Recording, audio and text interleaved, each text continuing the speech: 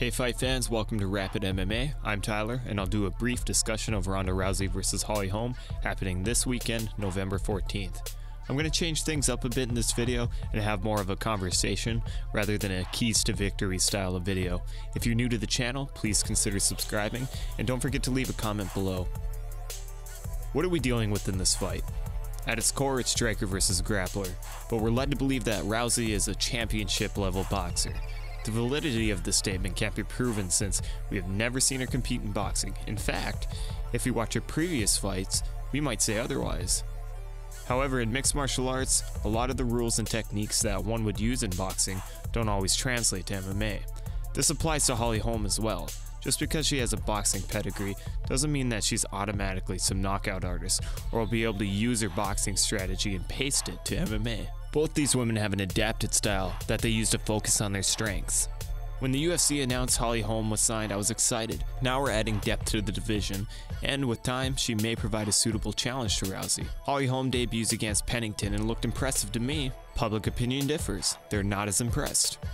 She fights Marianne Renault. I thought she fought great. Public opinion differs. Now I'm left wondering why people wanted Holly to fight in the UFC at all.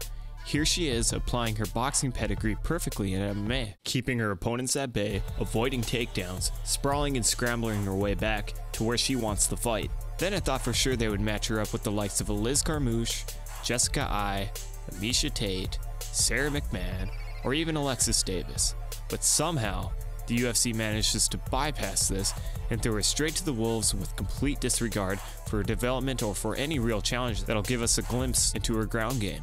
Now the UFC has us where they want. They get to headline a show with an undefeated boxer against Ronda Rousey, and the hardcore fans are left to just be satisfied with the stylistic matchup. I'm disappointed because I wanted to see Holly Holm prove herself, see how she would do against the likes of a wrestler or a decent striker grappler like Liz Carmouche. Here we are, 2 decision wins in the UFC with Holly Holm trying to shock the world. I suppose if Holm were to lose prior to this matchup, maybe we wouldn't ever see her fight Rousey. So I look at it with some positive. Now, if I'm breaking down this fight, I think, Holly, be elusive, be patient, don't become reckless and throw power shots. We have people thinking Holly is some big knockout artist just because she comes from boxing. No, she is efficient, and she does a great job of setting up her strikes. Out of 38 total boxing matches, she only has 9 knockouts. So how the hell can Holly win this fight? She has to prove that she can avoid the clinch, or prove that she can be dominant in the clinch. A horrible mistake that every single one of Rousey's opponents have made.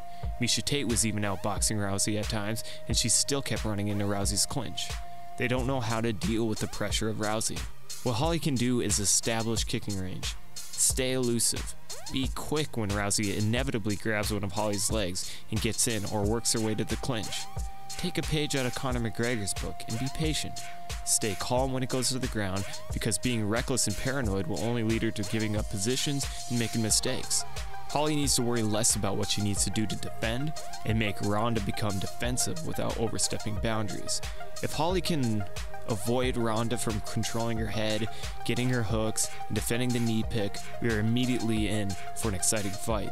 Even if Holly does get thrown to the ground, we can still hold out hope that Holly will be able to defend submissions, which at the end of the day is really what it comes down to. What I do know is that Holly will land strikes. She'll keep her range and circle. Rousey isn't that good at cutting off the cage, if at all.